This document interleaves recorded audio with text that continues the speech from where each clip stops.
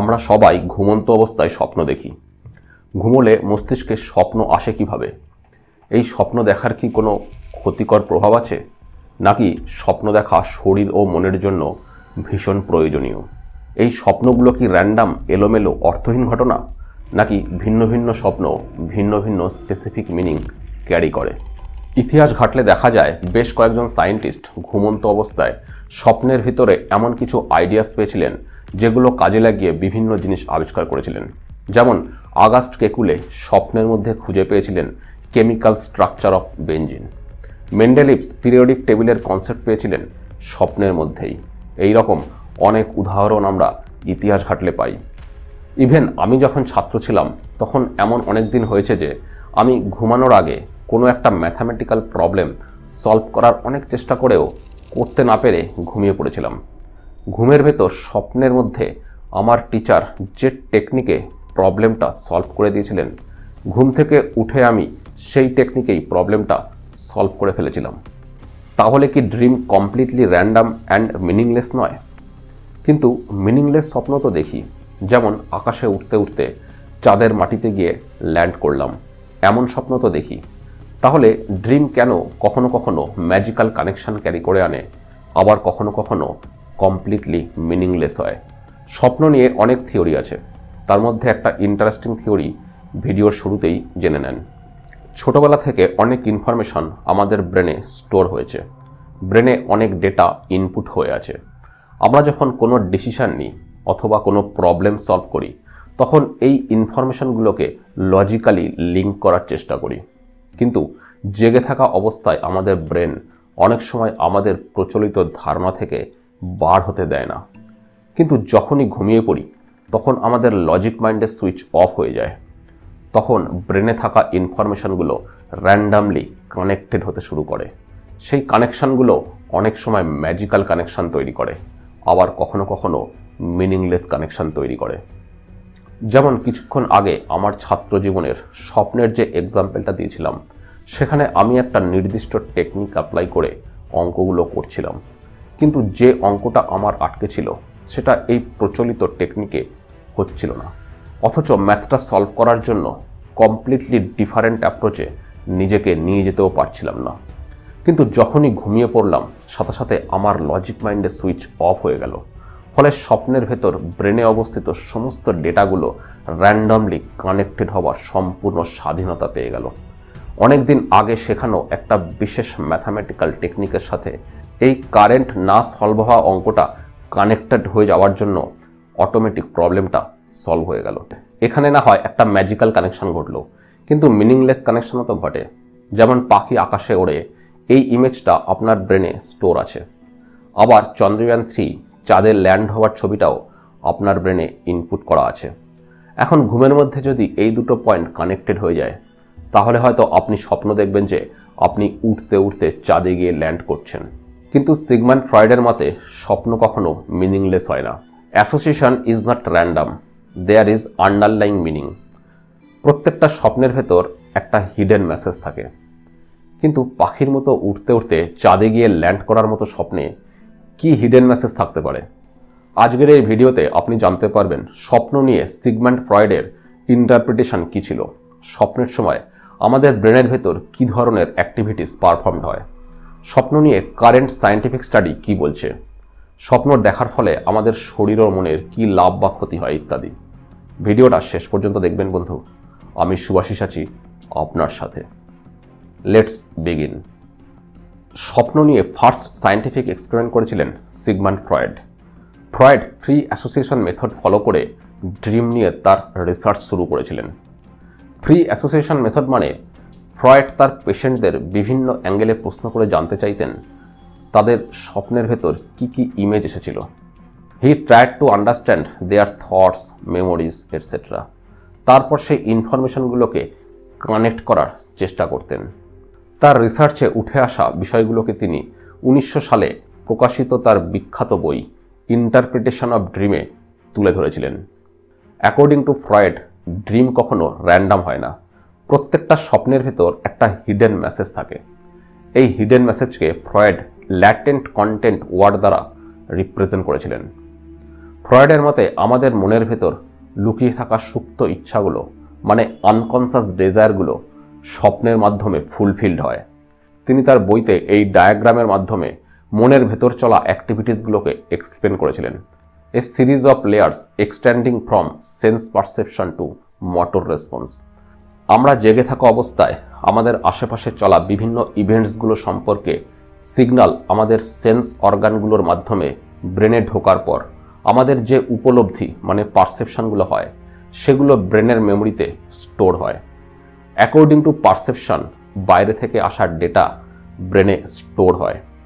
এই লাইনগুলো দ্বারা ফ্রয়েড ব্রেনে যে ইনফরমেশনগুলো স্টোর্ড আছে মানে মেমোরির বিভিন্ন লেয়ারগুলোকে রিপ্রেজেন্ট করেছেন।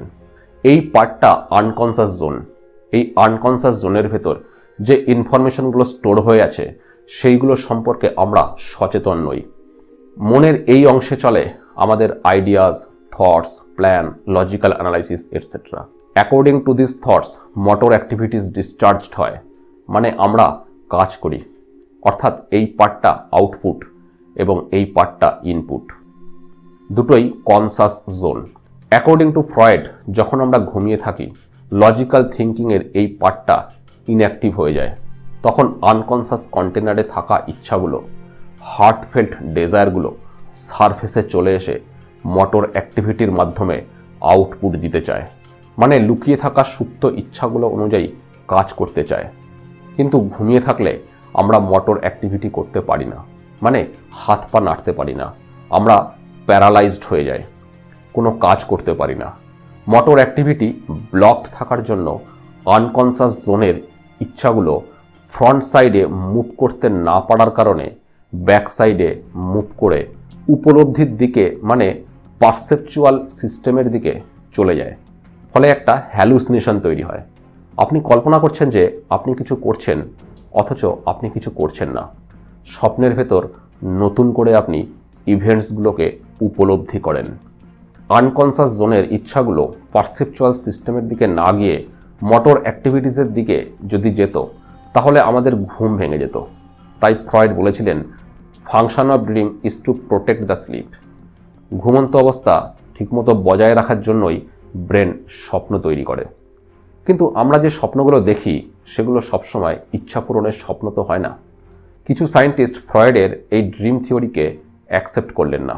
তাদের মতে এটা সায়েন্স নয়, এটা সিউডো সায়েন্স, মানে সায়েন্সের মতো মনে হচ্ছে কিন্তু সায়েন্স নয়। কারণ স্বপ্ন হলো সাবজেক্টিভ ফেনোমেনন, মানে যে স্বপ্ন দেখছে তার স্বপ্নের সাক্ষী একমাত্র সে নিজেই। কিন্তু সায়েন্স অবজেক্টিভ ফ্যাক্টর নিয়ে কাজ করে। সেই সময় সায়েন্স অতটা উন্নত ছিল না যে সাবজেক্টিভ ড্রিমের ইকুইভ্যালেন্ট কোনো অবজেক্টিভ স্টেটকে নিয়ে সায়েন্স কাজ করবে।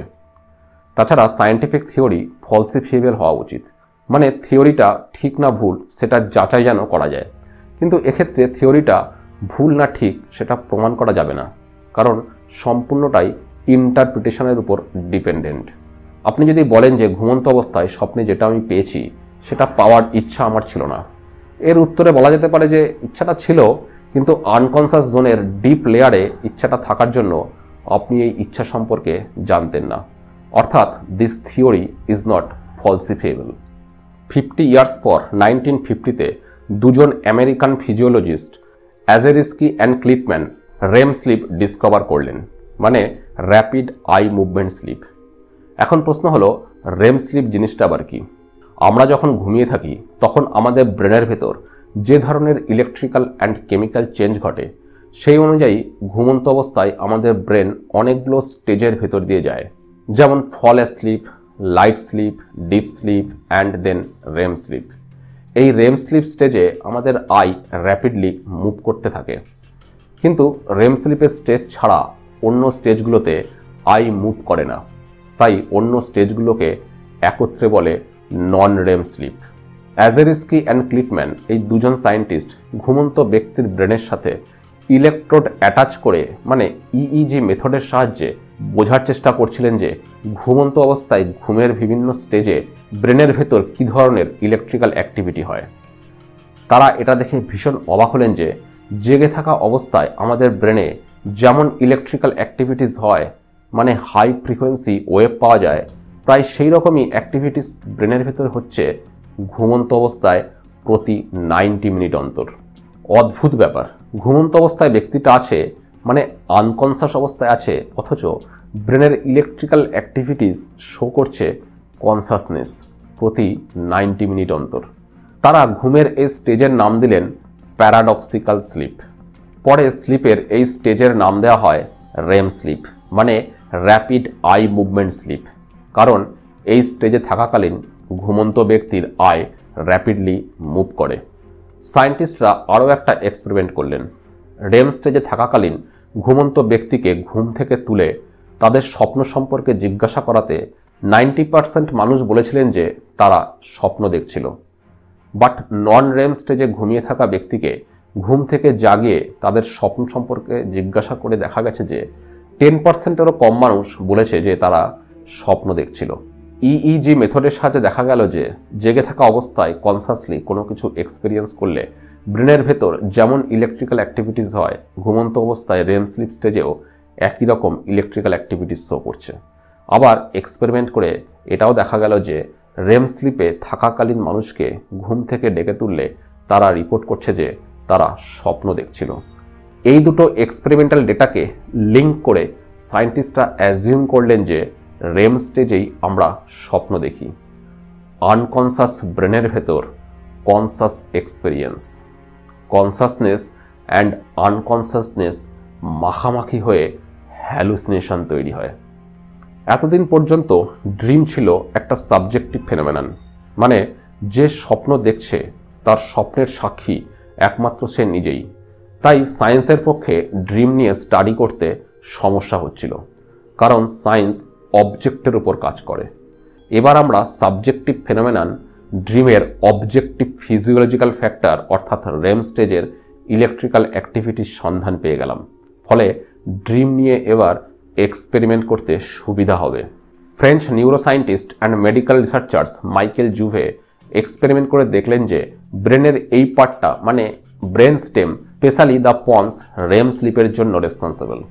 এই অংশটা যদি কোনোভাবে ড্যামেজ হয়ে যায় তাহলে রেম স্লিপের স্টেজটা আর ঘুমের মধ্যে আসে না। কিন্তু আমাদের ইচ্ছাগুলো ব্রেনের যে পার্টটা কন্ট্রোল করে সেই পার্টটা ড্যামেজ হলেও রেম স্লিপ এফেক্টেড হচ্ছে না। অর্থাৎ আমাদের সুপ্ত ইচ্ছা মানে ডেজায়ারগুলো স্বপ্নের ভেতর ফুলফিলড হবার কথা নয়। অর্থাৎ সিগমান্ড ফ্রয়েডের থিওরিটা সাপোর্ট পাচ্ছে না, ভুল প্রমাণিত হচ্ছে। According to dream theory of Freud, আমাদের লুকোনো ইচ্ছাগুলোই স্বপ্নের ভেতর পূরণ হয়। সায়েন্টিস্ট জুভের স্টুডেন্ট হার্ভার্ড ইউনিভার্সিটির অ্যালেন হবসন এক্সপেরিমেন্ট করে দেখলেন যে রেম স্লিপের স্টেজে থাকার সময় পন্সের ভেতর অবস্থিত এক বিশেষ গ্রুপ অফ সেলস থেকে একটা নিউরোট্রান্সমিটার রিলিজ হয়, মানে এক ধরনের কেমিক্যাল কম্পাউন্ড রিলিজ হয় যার নাম অ্যাসিটাইলকোলিন। এই অ্যাসিটাইলকোলিন ফোরব্রেনের বিভিন্ন পার্টকে র্যান্ডামলি অ্যাক্টিভেট করে।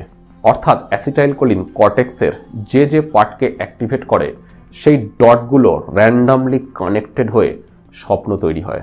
অর্থাৎ according to Hobson, dream is completely random connection off data and meaningless. এখন একটা ইন্টারেস্টিং প্রশ্ন হলো যে পন্স থেকে তৈরি হওয়া অ্যাসিটাইলকোলিনকে যদি কোনো মেডিসিনের সাহায্যে ব্লক করে দেওয়া হয়, মানে যে কম্পাউন্ডটা ব্রেনের বিভিন্ন পার্টকে অ্যাক্টিভেট করে স্বপ্ন তৈরি করছে সেই কম্পাউন্ডটাকে যদি কাজ করতে না দেওয়া হয় তাহলে তো স্বপ্ন তৈরি হওয়ার কথা নয়। কিন্তু অ্যান্টিকোলিনার্জিক ড্রাগ মানে অ্যাসিটাইলকোলিনকে কাজ করতে দেবে না এমন মেডিসিন হিউম্যান বডিতে অ্যাপ্লাই করে দেখা গেল যে স্বপ্ন দেখা বন্ধ হচ্ছে না। অর্থাৎ অ্যাসিটাইলকোলিন ফোরব্রেনের বিভিন্ন পার্টকে অ্যাক্টিভেট করে স্বপ্ন তৈরি করে, এই থিওরিটা সাপোর্ট পাচ্ছে না, রং প্রুভড হচ্ছে। হবসনের এক্সপেরিমেন্টের প্রায় 10 বছর পর 1980 সালে নিউরোফিজিওলজিস্ট মার্ক সোমস প্রেডিকশন করলেন যে ব্রেনের কর্টেক্সের বিভিন্ন পার্ট অ্যাক্টিভেটেড হওয়ার ফলে যদি ড্রিম তৈরি হয়ে থাকে তাহলে কর্টেক্সের যে পার্টটা আমাদের কোনো কিছু দেখার জন্য রেসপন্সিবল মানে ভিজুয়াল কর্টেক্স যদি ড্যামেজ হয়ে যায় তাহলে স্বপ্ন দেখার সময় নিজেকে ব্লাইন্ড মনে হবার কথা। আবার যদি ল্যাঙ্গুয়েজ কর্টেক্স ড্যামেজ হয়ে যায় মানে ব্রেনের যে অংশটা আমাদের কথা বলতে সাহায্য করে সেই অংশটা যদি ড্যামেজ হয়ে যায় তাহলে তো ঘুমের ভেতর কথা না বলতে পারার কথা। কিন্তু মার্ক সোমস এক্সপেরিমেন্ট করে দেখলেন যে তার এই প্রেডিকশন ভুল প্রমাণিত হলো। অর্থাৎ ফোরব্রেনের বিভিন্ন পার্ট অ্যাক্টিভেট হওয়ার কারণে এবং সেই ডটগুলো কানেক্টেড হওয়ার জন্য ড্রিম তৈরি হয়, এই থিওরিটা সাপোর্ট পাচ্ছে না। কিন্তু তিনি এক্সপেরিমেন্ট করে দেখলেন যে ব্রেনের এই পার্টটা মানে পন্স যদি ড্যামেজ থাকে তাহলে রেম স্লিপের স্টেজটা ঘুমন্ত ব্যক্তির ক্ষেত্রে আসে না ঠিকই, কিন্তু সে স্বপ্ন দেখে। অর্থাৎ ড্রিম অ্যান্ড রেম স্লিপ আর correlated, but that does not mean they are identical. Correlation is not causation. অর্থাৎ ব্রেনের এই অংশটা মানে পন্স অ্যান্ড রেম স্লিপ ড্রিমের অ্যাকচুয়াল কারণ নয়। কিন্তু কোনো ব্যক্তির পোস্টেরিয়র কর্টেক্স যদি ড্যামেজ থাকে, মেনলি ইনফেরিয়র প্যারাইটাল লোবিউলস যদি ড্যামেজ থাকে, তাহলে সে স্বপ্ন দেখে না। ব্রেনের এই অংশে স্পর্শ, দর্শন, শ্রবণ ইত্যাদি সেন্সারি ইনফরমেশনগুলো একত্রিত হয়। ব্রেনের এই অংশটা ড্যামেজ থাকলে ড্রিম তৈরি না হলেও তার রেম স্লিপে কোনো ব্যাঘাত ঘটে না। অর্থাৎ রেম স্লিপ অ্যান্ড ড্রিম আর কমপ্লিটলি ডিফারেন্ট থিং। রেম স্লিপের সাথে ব্রেনের এই অংশটা রেসপন্সিবল অ্যান্ড ড্রিমের জন্য পোস্টেরিয়র কর্টেক্স রেসপন্সিবল। সায়েন্টিফিক এক্সপেরিমেন্টে এটাও দেখা গেছে যে dopamine system is activated during dreaming. Dopamine হলো এক প্রকার নিউরোট্রান্সমিটার। এই কেমিক্যাল কম্পাউন্ডটা আমাদের গুড ফিলিংস তৈরি করে, আমাদের কোনো কাজে মোটিভেট করে। আমরা যখন ঘুমিয়ে স্বপ্ন দেখি তখন এই ডোপামিন সিস্টেম অ্যাক্টিভ হয়ে ওঠে। রিসার্চ পার্টিসিপেন্টসের উপর ডোপামিন বুস্টার মানে ডোপামিন সাপ্লিমেন্ট অ্যাপ্লাই করে দেখা গেছে যে তারা অনেক বেশি স্বপ্ন দেখছে, লং টার্ম স্বপ্ন দেখছে, ইমোশনালি ইন্টেন্স স্বপ্ন দেখছে। তাই যদি হয় তাহলে তো ডোপামিনকে যদি ব্লক করে দেওয়া হয়, অর্থাৎ কাজ করতে না দেওয়া হয়, তাহলে তো ঘুমের ভেতর স্বপ্নের ইন্টেন্সিটি কমে যাওয়ার কথা। হ্যাঁ, এক্সপেরিমেন্টে এটাই পাওয়া গেছে। অ্যান্টিসাইকোটিক ড্রাগস ডোপামিন রিসেপ্টরকে ব্লক করে ডোপামিনকে কাজ করতে দেয় না। রিসার্চ পার্টিসিপেন্টসের উপর অ্যান্টিসাইকোটিক ড্রাগ অ্যাপ্লাই করে দেখা গেছে যে অ্যান্টিসাইকোটিক ড্রাগস স্বপ্নের ইন্টেন্সিটি কমিয়ে দেয়, স্বপ্নের ডিউরেশন কমিয়ে দেয়। ডোপামিন সিস্টেম হলো রিওয়ার্ডিং সিস্টেম। অর্থাৎ আপনি যে কাজটা করতে ভালোবাসেন সেই কাজটা করতে আপনি মোটিভেশন পান ডোপামিন সিস্টেমের জন্যই। এখন প্রশ্ন হলো, ঘুমের ভেতর ব্রেনের ডোপামিন সার্কিট যদি অ্যাক্টিভ হয়ে ওঠে তাহলে তো এই ডোপামিন সিস্টেম আমাদের মোটিভেট করে কাজ করতে বাধ্য করবে, মোটর অ্যাক্টিভিটিস করতে চাইবে। অর্থাৎ মোটিভেটেড হয়ে কাজ করার জন্য অটোমেটিক আমাদের ঘুম ভেঙে যাওয়ার কথা। কিন্তু যদি এই ডোপামিন সিস্টেম ইমাজিনেশনের মাধ্যমেই আমাদেরকে দিয়ে কাজগুলো করিয়ে নেয়, মানে আমরা যদি স্বপ্ন দেখি, তাহলেই একমাত্র আমাদের স্লিপ প্রোটেক্টেড থাকবে। অর্থাৎ dream protect our sleep. Scientific স্টাডিতে এটাও দেখা গেছে যে ব্রেনের যে যে অংশ স্বপ্ন দেখার জন্য রেসপন্সিবল, সেই অংশগুলো যদি কোনো মানুষের ড্যামেজ থাকে তাহলে তারা স্বপ্ন দেখতে পারে না এবং তারা অনিদ্রা অর্থাৎ ইনসোমনিয়াতে ভোগে। অর্থাৎ ভালোভাবে ঘুমানোর জন্য স্বপ্ন দেখা ভীষণ প্রয়োজনীয়। তাছাড়া according to the threat stimulation theory of dreaming, আমরা যখন ভীষণ ভয়ঙ্কর স্বপ্ন দেখি তখন স্বপ্ন অ্যাকচুয়ালি সেফ এনভায়রনমেন্টে আমাদের ডেঞ্জারাস সিচুয়েশন ফেস করার ইম্পর্টেন্ট সার্ভাইভাল স্কিলস প্র্যাকটিস করায়। মানে ভয়ঙ্কর স্বপ্ন দেখার সময় আপনার মন বিপদকে ফেস করছে অথচ আপনি সুরক্ষিত, অর্থাৎ আপনার শরীর সেফ জোনে আছে অথচ আপনার মন ডেঞ্জারকে ফেস করা শিখছে। তাছাড়া স্বপ্ন আমাদের মেমোরি পাওয়ারের উপর প্রভাব বিস্তার করে। আপনি যদি কোনো ইনফরমেশন বারবার মনে করার চেষ্টা করেন অথবা কোনো স্টুডেন্ট যদি একই পড়া বারবার পড়ে তাহলে সেই পড়াটা তার মেমোরিতে পুরো গেঁথে যায়। মানে রিপিটেশনের ফলে কোনো ইনফরমেশন আমাদের মেমোরিতে পুরো এমবসড হয়ে যায়। কিছু এক্সপার্ট মনে করেন স্বপ্ন দেখার সময় যেহেতু ব্রেনে স্টোর থাকা ডেটাগুলো রিপ্লে হয়, রিকল্ড হয়, তাই ডেটাগুলো মেমোরিতে এমবসড হবার জন্য মানে শর্ট টার্ম মেমোরিকে লং টার্ম মেমোরিতে কনভার্ট করার জন্য ঘুমিয়ে স্বপ্ন দেখার গুরুত্ব অপরিসীম। সবশেষে প্রার্থনা করি প্রত্যেক রাতে আপনার ঘুমের ভেতর সুন্দর সুন্দর স্বপ্ন আসুক, আর জেগে থাকা অবস্থায় আপনি যে স্বপ্নগুলো দেখেন সেগুলো বাস্তবে রূপ পাক। আপনার স্বপ্ন সফল হোক। ভিডিওটা কেমন লাগলো কমেন্টে জানাবেন বন্ধু। আপনার একটা ছোট্ট পজিটিভ ফিডব্যাক আমাকে আপনার জন্য নতুন নতুন ভিডিও বানাতে উৎসাহিত করে। ভিডিওটা লাইক এবং চ্যানেলটা আগে সাবস্ক্রাইব করা না থাকলে সাবস্ক্রাইব করার অনুরোধ রইল। Thanks for watching.